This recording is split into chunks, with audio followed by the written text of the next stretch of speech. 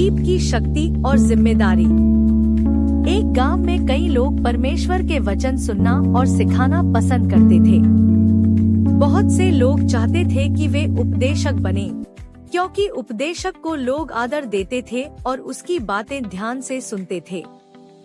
लेकिन प्रेरित याकूब विश्वासियों को चेतावनी देता है, हे मेरे भाइयों, तुम में से बहुत उपदेशक न बने, क्योंकि उपदेशकों का न्याय और भी कठोर होगा।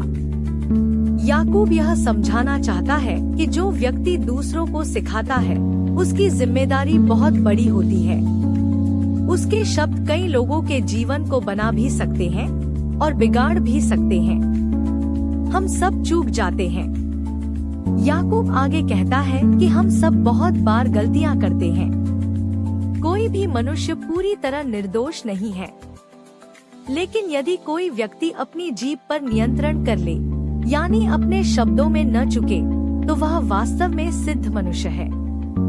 क्योंकि जो अपनी जीभ को वश में रख सकता है, वह अपने पूरे शरीर और जीवन को भी नियंत्रण में रख सकता है। घोड़े की लगाम और जहाज की पतवार। याकूब दो उदाहरण देता है, घोड़ा और लगाम। घोड़ा बहुत शक्तिशाली जानवर होता है, लेकिन उसके मुंह में एक छोटी सी लगाम डालकर मनुष्य उसे जहां चाहे वहां मोड़ सकता है। जहाज और पतवार। जहाज बहुत बड़ा होता है और तेज आंधियों से चलता है, फिर भी एक छोटी सी पतवार उसे नाविक की इच्छा के अनुसार मोड़ देती है। याकूब समझाता है कि जीभ भी वैसी ही है, बहुत छोटी, लेकिन पूरे जीवन की दिशा बदल सकती है। फिर याकूब एक गंभीर चेतावनी देता है। वह कहता है कि जैसे थोड़ी सी आग पूरे जंगल को जला सकती है, वैसे ही जीभ भी बहुत बड़ा विनाश कर सकती है।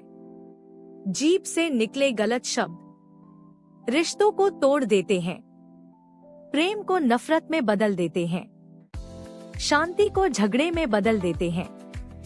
याकूब कहता है कि जीभ अधर्म से भरी हुई आग के समान है, जो पूरे जीवन को दूषित कर सकती है और मनुष्य को विनाश की ओर ले जा सकती है। जीभ को वश में करना सबसे कठिन।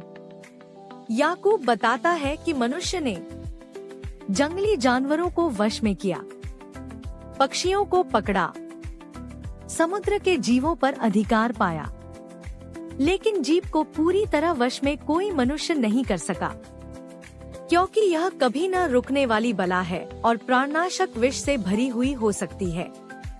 एक ही मुंह से स्तुति और श्राप। याकूब की सबसे बड़ी